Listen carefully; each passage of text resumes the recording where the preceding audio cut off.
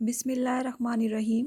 शुरू अल्लाह के नाम से जो बड़ा मेहरबान नहायत रहम फरमाने वाला है।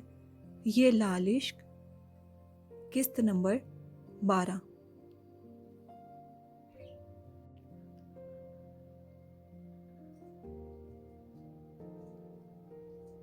अक्टूबर के इब्तदाई महीने में जहाँ खिज़ा अपने स्याह पंख फैलाए, दरख्तों की खुशबू उनकी खूबसूरती को छीनते हुए उन्हें जर्द रंग और खुश्की में तब्दील कर देती है, और वो दरख्त, वो पौधे, वो फूल जो खुशबुओं की बाहों में हम वक्त शादाब रहते हैं, अल्लाह रब्बुल इज़्ज़त की रहमत से नाउमीद ना होते हुए बहार के लौट आने का इंतज़ार करते हैं। बिल्कुल उसी तरह वो भी उस झूले पर बैठी आहिस्ता आहिस्ता झूलती अपने इर्द गिर्द उस गुलिस्तान के बागीचों में मौजूद मुरझाए उन पौधों को देख रही थी। उसकी गहरी बोरी आंखों में एक उम्मीद भरी चमक थी। उसकी ज़िंदगी और उस गुलिस्तान में भी बहार जल्द लौट आएगी। सूरज गरूब होने के करीब था। आधा गरूब होता वो हर तरफ आसमान को गहरे नारंगी रंग में तब्दील किए हुए था। चंद पल गुजरे थे जब कोई उसके पीछे उस ज़मीन पर बिखरे जर्द पत्तों को अपने भारी बूटों तले दबाता उसकी ओर बढ़ा। उसकी स्याह आंखों का मरकज़ उससे चंद कदम दूर झूला झूलता वो वजूद था। हाफ स्लीव्स, हल्के जर्द रंग का फ्लोरल फ्रॉक पहने जिस पर सफ़ेद रंग के छोटे छोटे फूल नक्श थे, टखनों से थोड़ा ऊंचा था। सफ़ेद पतले बाजू झूले की रस्सी पर थे। कमर पर बिखरे भूरे लंबे बाल हवा के बिना भी उसके झूला झूलने पर हल्के हल्के लहरा रहे थे। इस झूले पर बैठी वो किसी गुड़िया से कम नहीं लग रही थी। वो कदम बढ़ाता रहा, हत्ता कि उसके करीब तर जा पहुंचा। मन उसका झूला जैसे ही पीछे की जानिब आया, उन बंद मोमल मुट्ठियों पर उसने अपने भारी हाथ की गिरफ्त जमाते इस रफ्तार को रोक दिया था। अचानक होने वाले इस अमल पर वो हड़बड़ा कर रुख मोड़ गई, जिसके मातहत उसकी चंद लटें पीछे खड़े शख्स के चेहरे से टकराई। उसने आंखें बंद करते गहरा सांस भरा उस खुशबू में, और फिर वापस पलके वाह करते उस चेहरे को देखा जो उसे ही देख रहा था। दोनों के दिल बैक वक्त रुक के धड़के थे। उसकी भूरी आंखें से आंखों से जा मिली। पहले वो ठटकी और फिर गहरी मुस्कुराहट में तब्दील हो गई। इस मुस्कुराहट ने सामने वाले को भी मुस्कुराने पर मजबूर कर दिया था। इस मिलाप पर ना सिर्फ अंजुम बल्कि इस गुलसितां के तमाम फूल और पौधे भी खिल उठे थे। उसके दिल ने, जिस्म की रग रग ने ऐलान किया था कि बहार लौट आई, कि चेहरे को देखते हुए बेसाख्ता उसके गुलाबी लबों से अदा हुआ था मेराज, और इस पुकार पर वो अपनी पूरी जिंदगी लुटा सकता था। ताज़ा मोहब्बतों का निशा जिस्मो जां में है, फिर मौसम बहार मेरे गुलसितां में है। एक ख्वाब है कि बारे दिगर देखते हैं हम, एक आशना सी रोशनी सारे मकां में है। ताबिश में अपनी माहो नजम से सवा, जुगनू सी ये ज़मीं जो कफ़े आसमां में है। एक शाखे यास्मीन थी कल तक खिज़ां अस्र, एक शाखे यास्मीन थी कल तक खिज़ां अस्र, और आज सारा बाग उसी की अमा में है। खुशबू को तर्क करके ना लाए चमन में रंग, खुशबू को तर्क करके ना लाए चमन में रंग, इतनी तो सूझबूझ मेरे बागबां में है। वरना ये तेज़ धूप तो चुपती हमें भी है, वरना ये तेज़ धूप तो चुपती हमें भी है। हम चुप खड़े हुए हैं कि तू साइबा में है।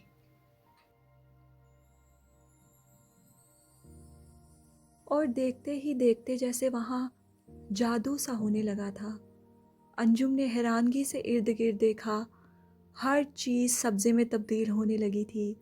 हवाएं रुख मोड़े वापस उस गुलसितां की जानिब आने लगी, और लहराते हुए वो मुरझाए फूल दोबारा खिलने लगे थे, जैसे अभी उन्हें नया जन्म मिला हो। खुशबुओं ने हर तरफ घेरा डाल दिया था। وہ خشک زرد پتے سبز شبنم میں بھیگے معلوم ہونے لگے تھے، آسمان کے منظر بدل گئے تھے اور نارنجی رنگ ختم ہو گیا تھا۔ انجم اور اس گلستاں کے غم پر معراج نے اپنی مسکراہٹ کی چادر ڈال دی تھی۔ گلاب کی باہوں میں آئی اس بہار نے سرخ کنگن پہنا دیے تھے۔ وہ سچے دل سے مسکاتی واپس اس کی آنکھوں میں دیکھنے لگی۔ کیا وہ کوئی جادوگر تھا جس نے آتے ہی ہر طرف نوزائیدہ کلیوں کو کھلا دیا تھا، جو سبز شاداب پتوں کی آغوش میں جاتی کھل اٹھی تھی، یوں ہی جیسے وہ اس کی آغوش میں آتی مہک اٹھی تھی۔ اب وہ اسے ہلکے ہاتھوں سے جھولا جھلا رہا تھا اور وہ کھلکھلاتی یہ تحفہ وصول کر رہی تھی۔ کچھ پلوں کے بعد اچانک اسے کچھ یاد آ جانے پر وہ واپس چہرہ موڑ گئی اور اس بار اس کے چہرے پر خفگی ہی خفگی تھی۔ معراج نے الجھ کر اسے دیکھا، جیسے وہ اس کی خفگی سمجھ نہ سکا ہو۔ جانتے ہو میں کب سے تمہاری راہ دیکھ رہی تھی؟ وہ جو اسے الجھا الجھا سا دیکھ رہا تھا، اس کے سوال پر لب پھیلائے مسکا دیا۔ میں تو یہی تھا۔ وہ مزید بھویں سکیڑ کر اسے گھورتی رخ واپس سیدھا کر گئی۔ اب یہ سخت ناراضگی کا اعلان تھا۔ یعنی میرا مطلب میں تو یہی تھا تمہارے دل میں۔ پیچھے سے اس کے کان کے قریب جھکتے وہ سرگوشی نما بولا۔ تم نے دیر کر دی، جواباً وہ من منائی۔ یہ گلہ نہیں تھا، شکایت بھی نہیں تھی، مگر اس کے جملے نے معراج کو اداس ضرور کر دیا تھا۔ اب تو آ گیا ہوں نا میں، اس نے گویا تسلی دی۔ ہنکار بھرتے وہ سر جھٹک کے رہ گئی۔ مطلب صاف تھا وہ ابھی بھی نہیں مانی تھی، مگر کوئی بات نہیں، ایسی کوئی چیز نہ تھی جس کا علاج معراج جہانگیر کے پاس نہ ہوتا۔ اس نے اس کا جھولا چھوڑا اور اپنے دونوں ہاتھ پیٹھ کے پیچھے کیے۔ کچھ دیر بعد جب نکالے تو ان میں خوبصورت سفید اور گلاب کی چھوٹی کلیوں سے بنا ایک گول تاج تھا۔ معراج نے اس کے سر پر پہنا دیا۔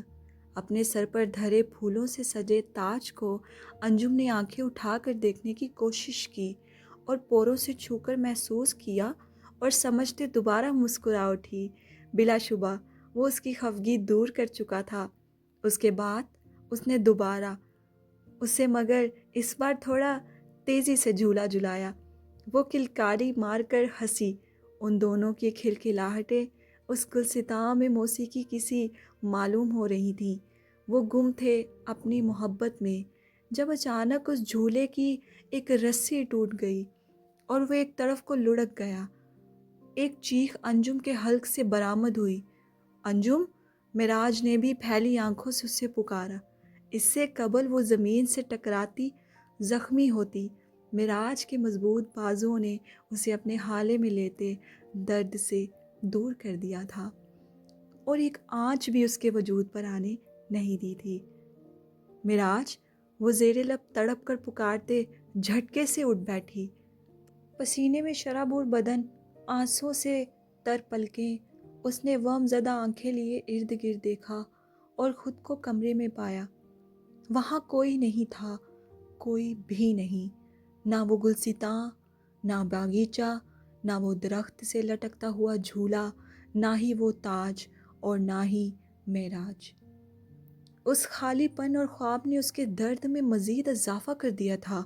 آنکھوں سے بل بہتے آنسو اس کے زخمی رخسار کو بھگونے لگے تھے۔ اس نے سر واپس پیچھے تکیے پر گرایا اور بے آواز روتی چلی گئی۔ وہ کیوں چاہتی تھی وہ اس کے سامنے آ جائے؟ وہ کیوں اسے یاد کر رہی تھی؟ وہ تو اس سے محبت ہی نہیں کرتی تھی۔ وہ تو اس سے بھی انہی لوگوں جیسا سمجھتی تھی جن کی وہ اس حال میں تھی۔ پھر کیوں اس کا دل باغی ہو رہا تھا؟ وہ سمجھنے سے قاصر رہی۔ دل اور دماغ میں چلتی اس جنگ سے جوجھتی وہ خود پر قابو پانے کی ناکام کوشش کر رہی تھی۔ جب باہر سے کسی کی آہٹ محسوس ہوئی، انجم نے فوراً اپنے آنسو رگڑ کر ہتھیلی سے صاف کیے اور گردن دائیں طرف موڑتے خالی نظریں دہلیز کی جانب دوڑائیں۔ اس کے بعد وہ ہوا تھا جس کا تصور اس نے خواب و خیال میں بھی نہیں کیا تھا۔ انجم! ایک شناسا سی پکار، اور وہ پکارتا ہوا اندر داخل ہو گیا تھا۔ انجم نے دم سادے متحیر ہو کر اندر آنے والے وجود کو دیکھا۔ بال یقین وہ اور کوئی نہیں، معراج جہانگیر ہی تھا۔ لمحے بھر کے لیے اسے اپنی سماعت و بصارت پر اعتبار نہیں آیا تھا۔ وہ سیاہ فکر مند آنکھیں، وہ حسین چہرہ جس پر ہمیشہ اس کی محبت سجی رہتی تھی، وہ عین اس کے سامنے کھڑا تھا۔ ایک خواب ہے کہ بارے دیگر دیکھتے ہیں ہم، ایک آشنا سی روشنی سارے مقام میں ہے۔ وہ اسے خواب سمجھ لیتی اگر وہ اسے زخمی نہ دیکھتی۔ اس کے کندھے پر، بازو پر، سر پر پٹی بندھی تھی، جیسے اس کے ساتھ کوئی حادثہ پیش آیا ہو۔ دوسری جانب بیڈ پر موجود انجم کے وجود کو دیکھتے معراج کا دل کٹ کے 2 حصوں میں بٹ گیا تھا اور پورے وجود میں شرارے سے پھوٹنے لگے تھے۔ اسے دیکھنے کے بعد وہ نہیں رہا تھا۔ نہ جانے کتنے لمحے وہ دونوں ایک دوسرے کو ایسے ہی پتھرائی نظروں سے ساکت و جامد ہو کر دیکھتے رہے اور بس دیکھتے رہے۔ جہاں انجم کی نظروں میں حیرت زدگی تھی، وہیں معراج کی آنکھوں میں درد رقم تھا۔ پھر یک بار دونوں کے لبوں سے ایک دوسرے کا نام ادا ہوا، معراج، انجم۔ انجم کا زیر لب سرگوشی میں اس کا نام لینا معراج کو ریزہ ریزہ کر گیا تھا۔ ایک آنسو اس کی بائیں آنکھ سے ٹوٹ کر داڑھی میں جذب ہوا اور وہ آنکھیں جھپکتا درد زدہ سا اس کی اور بڑھا۔ دوسری جانب اس کا قدم بڑھانا انجم کی دھڑکنوں کو منتشر کر گیا تھا اور ہاتھ پکڑ لینا دوا۔ اس کا ہاتھ تھامتے وہ وہیں زمین پر گھٹنوں کے بل بیٹھ گیا۔ آج اپنا ہاتھ پکڑنے پر انجم کو طیش نہیں آیا تھا۔ وہ اس بگڑے ہوئے وقت کے بادشاہ کو اپنے سامنے گھٹنے ٹیکے دیکھ احساس سے عاری چہرہ لیے دیکھ رہی تھی، جبکہ وہ آنکھوں میں لہو لیے اس کے زخموں کو دیکھ رہا تھا۔ چہرے پر تماچوں کے نیل تھے، بازوؤں پر چوٹیں تھیں اور نہ دیکھ کر بھی وہ اس کا زخمی پہلو دیکھ سکتا تھا جہاں ٹھوکریں ماری گئی تھیں۔ اور اس منظر نے تو معراج کو جلا کر راکھ ہی کر دیا تھا کہ اس کے بال آدھے جل چکے ہیں۔ اس کے سر پر بندھی پٹی اس کے اپنے زخم کے درد کو دگنا کر گئی تھی۔ انجم لب بھینچے اس شخص کے تاثرات، تکلیف اور تڑپ کو بغیر کوئی رد عمل دیے محسوس کر رہی تھی۔ وہ اس کی حالت پر پل پل مر رہا تھا۔ کچھ سمے بعد معراج نے سختی سے آنکھیں بند کر کے کھولیں اور انجم کو دیکھا، اور ان سیاہ آنکھوں میں بیک وقت کتنے جذبات اترے تھے، محبت، اضطراب، جنون اور نفرت کے۔ کیا تم مجھ سے نکاح کرو گی انجم؟ اس کے سرد ہاتھوں کو اپنے دونوں پرحدت ہاتھوں میں چھپاتے اس نے حسرت سے کہا۔ کیا انداز اظہار تھا! یہ پہلا جملہ تھا جو اس کی زبان سے ادا ہوا تھا۔ وہ بے چینی سے اسے دیکھتا اس کے جواب کا منتظر تھا، جبکہ وہ سنگ ہوئی اسے دیکھ رہی تھی بنا پلک جھپکائے۔ اس کی بھوری آنکھوں میں معراج کے لیے کوئی جذبات نہیں تھے، یا چھپانے میں اسے خوب مہارت حاصل تھی۔ وہ چاہتا تھا یہ آنکھیں ہمیشہ اسے ایسے ہی دیکھتی رہیں۔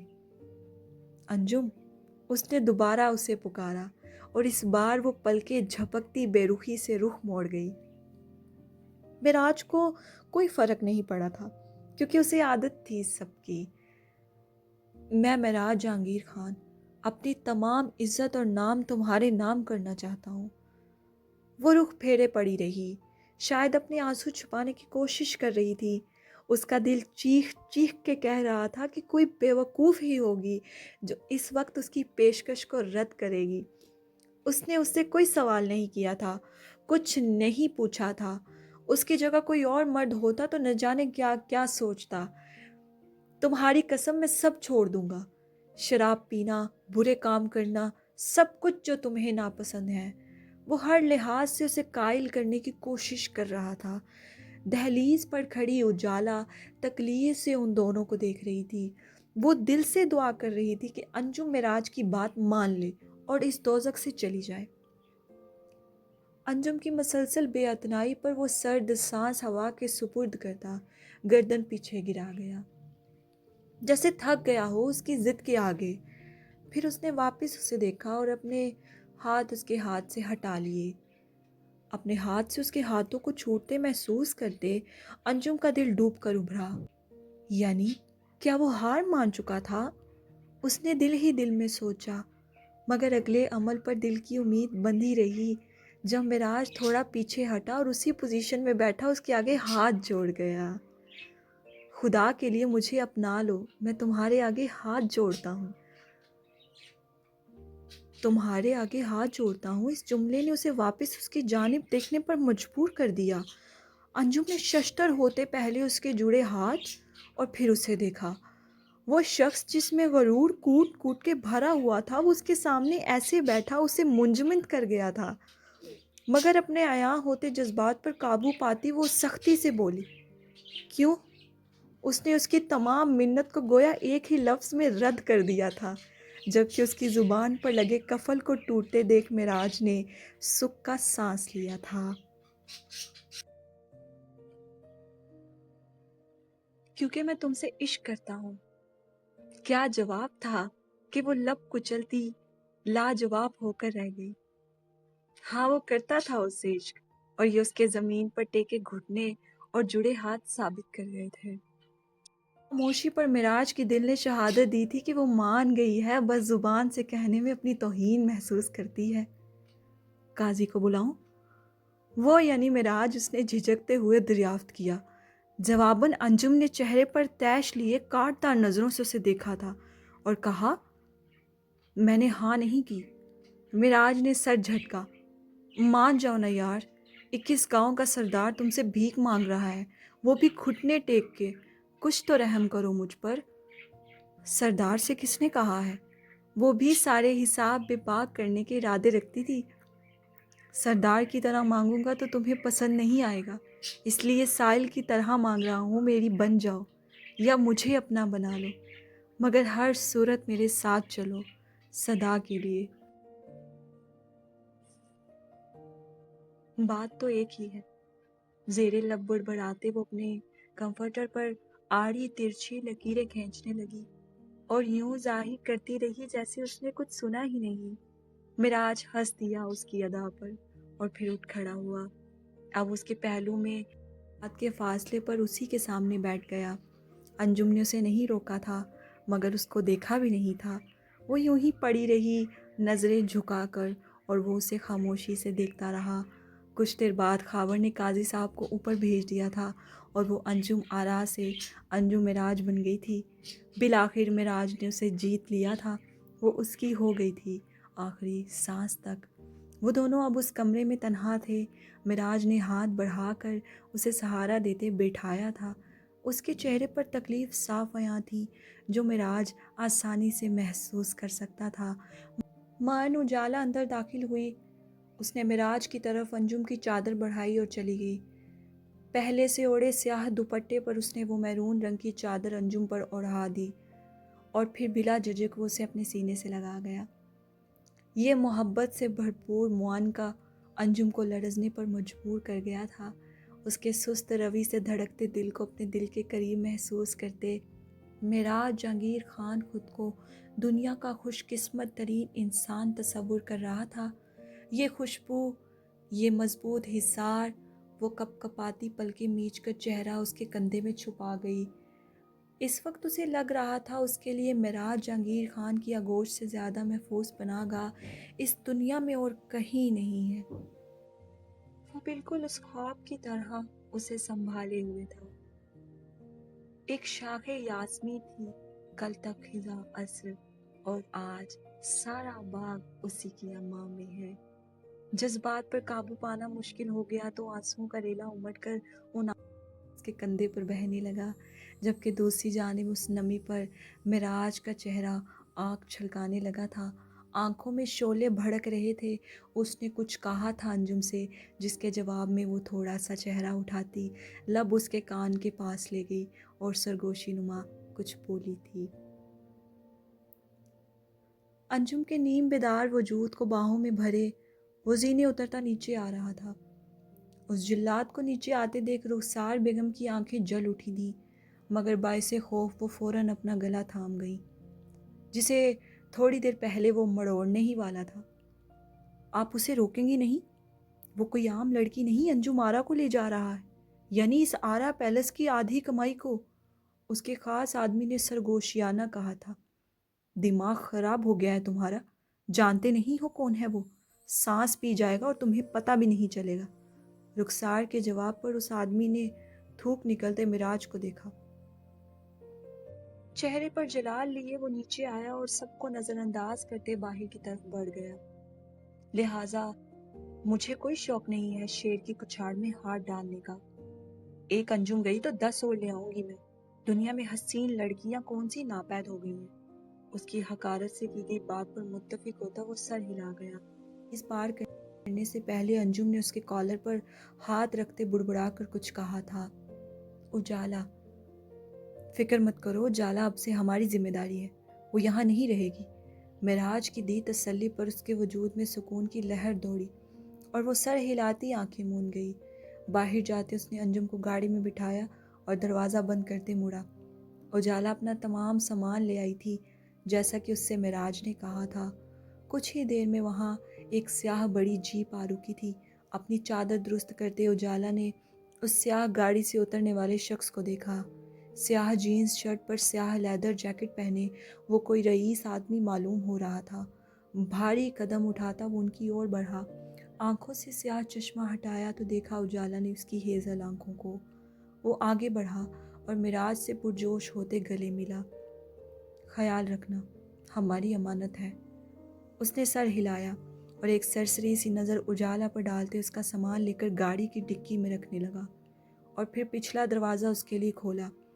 اجالا نے نہ سمجھی سے اس تمام منظر اور معراج کو دیکھا تھا، مگر سوال کرنے کی ہمت نہ جٹا پائی۔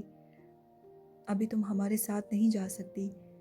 جیسے ہی انجم بہتر ہو جائے گی ہم واپس آ جائیں گے اور پھر تم ہمارے ساتھ رہو گی۔ تب تک تم دبیر کے ساتھ جاؤ گی اور بالکل بھی فکر مت کرنا، تم وہاں بالکل محفوظ رہو گی۔ اجالا کچھ نہیں بولی۔ وہ اس ناوالوں ساتھ جانا تو نہیں چاہتی تھی، مگر گاڑی میں موجود انجم کی حالت دیکھتے اسے یہی بہتر لگا تھا کہ اس سمے اس کا ان کے ساتھ جانا مناسب نہیں ہے، اور معراج پر تو وہ آنکھ بند کر کے بھی اعتبار کر سکتی تھی۔ اگر وہ کہہ رہا تھا کہ وہ وہاں محفوظ رہے گی تو یقیناً ایسا ہی ہوگا۔ اپیا کا خیال رکھیے گا، لڑکھڑاتے لہجے میں کہتے اس نے ایک آخری نظر نیم بے ہوش انجم کے وجود پر ڈالی۔ معراج نے سر کو خم دیا، پھر خاموشی سے نظریں جھکائے گاڑی کی جانب بڑھ گئی اور دبیر خان کے کھولے گئے دروازے پر اندر بیٹھ گئی۔ دروازہ بند کرتے وہ آخری بار معراج سے ملا اور ڈرائیونگ سیٹ پر جا کر بیٹھ گیا۔ معراج بھی گاڑی میں بیٹھا۔ خاوند نے گاڑی سٹارٹ کی۔ یہ منظر دیکھتے اجالا کے اندر بہت کچھ چھناک سے ٹوٹ کر بکھرا تھا اور کرچیاں اس کے خوابوں میں پیوست ہوتی اسے زخموں سے دوچار کر گئی تھی۔ اس نے اس محبت سے دستبرداری کا اعلان کر دیا تھا۔ آنسو آنکھوں سے تواتر جنہیں چادر سے پونچھتی وہ اپنی خالی ہتھیلیوں کو دیکھنے لگی۔ یہ منظر کسی کی گہری نظروں میں سما سا گیا تھا۔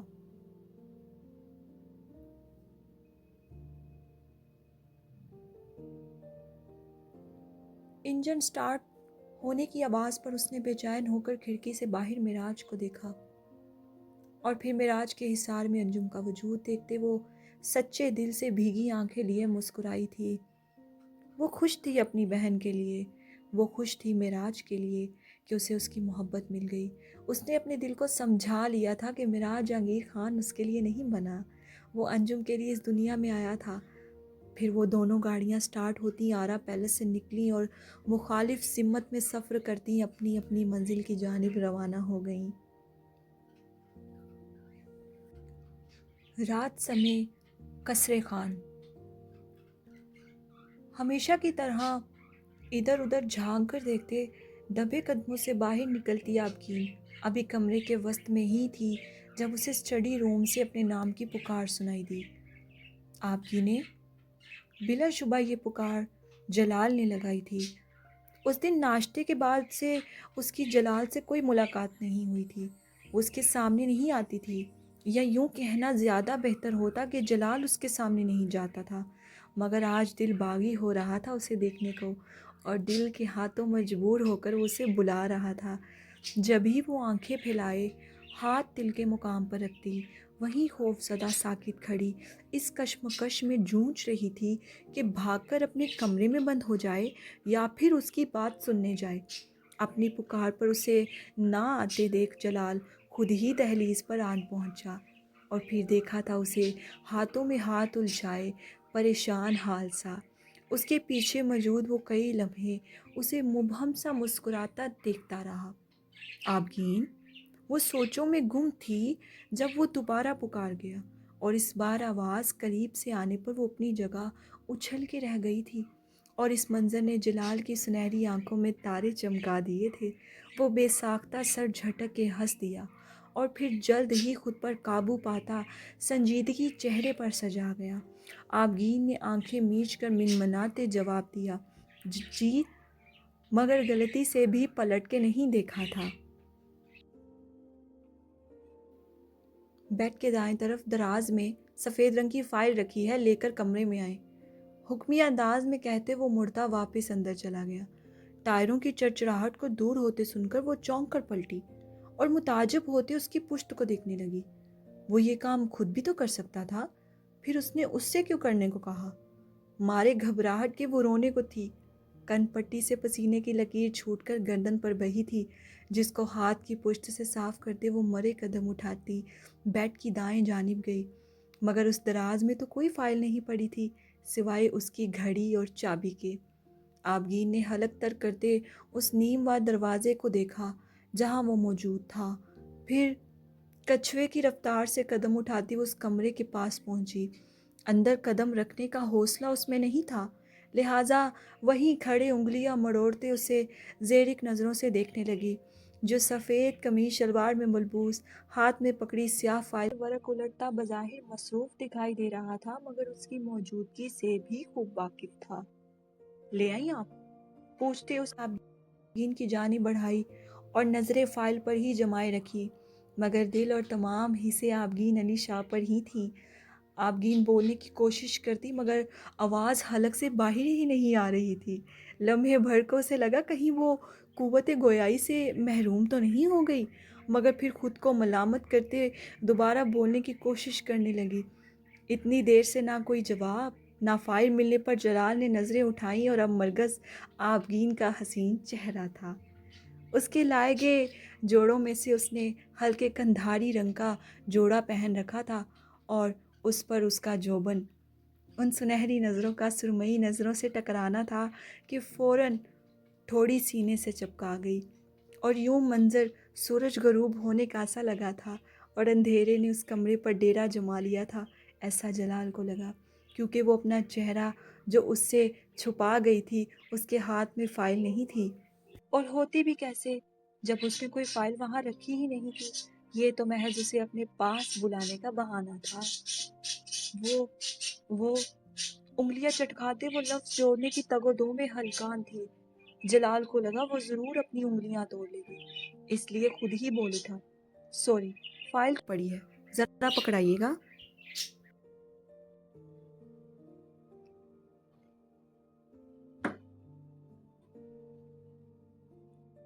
اس نے الماری کی جانب اشارہ کیا، اور وہ شکر کا سانس لیتی سر ہلاتی تیزی سے آگے بڑھی، اور اس دراز کو کھول کر فٹافٹ فائل نکالتی وہیں سے اس کی جانب بڑھا گئی۔ دونوں کے درمیان 4 قدموں کا فاصلہ تھا، مگر دوسری جانب وہ بھی اسی کے جیسا تھا۔ اس نے بھی بنا آگے بڑھنے کی زحمت کرتے وہیں سے ہتھیلی دوبارہ آگے کر لی۔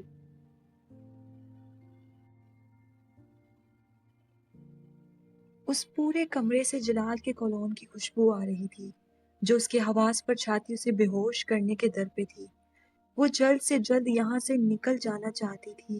اسے اپنی جگہ سے نہ ہلتے دیکھ وہ خود ہی مرے قدم اٹھاتی، 2 قدم کا فاصلہ ختم کرتی، تھوڑا قریب آئی اور جلال کو فائل دیتی، مگر اس کے پکڑنے سے پہلے ہی وہ چھوٹتی زمین بوس ہو گئی تھی، اور تمام صفحات ادھر ادھر فرش پر بکھرتے اس کا یہاں سے جانا بھر کر گئے تھے۔ چلے جی ڈیئر ریڈرز، قسط ہو چکی ہے مکمل۔ امید ہے آپ سب کو پسند آئی ہوگی، پڑھ کے اور سن کے رائے کا اظہار لازمی کیجیے گا۔ جیسے کہ آپ سب جانتے ہیں کہ رمضان المبارک کا بابرکت مہینہ چل رہا ہے۔ اللہ تعالیٰ اس پاک مہینہ کے صدقہ میں آپ سب کو ڈھیر ساری خوشیوں اور کامیابیوں سے نوازے۔ تو چونکہ اس مہینے میں ہمیں سب سے زیادہ اللہ تعالیٰ کی عبادت کرنی چاہیے اور اپنے ہر عمل میں ہم لوگ جو ہے وہ نیکی کا مظاہرہ کریں، اور اللہ تعالیٰ ہمیں حرام کاموں سے ہمیشہ دور رکھے۔ اور میری دعائیں ہمیشہ آپ سب کے لیے ہیں، آپ سب بھی میرے لیے بہت زیادہ ساری دعا کیجیے گا۔ اور یہ قسط بہت امپورٹنٹ تھی، کافی سارے لوگوں کو جو تھا وہ سسپینس تھا کہ آگے کیا ہونے والا ہے، تو اس وجہ سے میں نے یہ ایپیسوڈ اپلوڈ کر دی ہے۔ اور میں شیور نہیں ہوں کہ یہ نیکسٹ جو ہے وہ اس مہینے میں ایپیسوڈ آئے گی، بیکاز رمضان ہے اور میں چاہتی ہوں کہ میں زیادہ سے زیادہ اللہ تعالیٰ کے قریب رہوں۔ اور اسی کے ساتھ مجھے دیں اجازت، جو نیو قسط ہے وہ میرے خیال سے عید کے بعد آئے گی انشاءاللہ۔ اللہ حافظ۔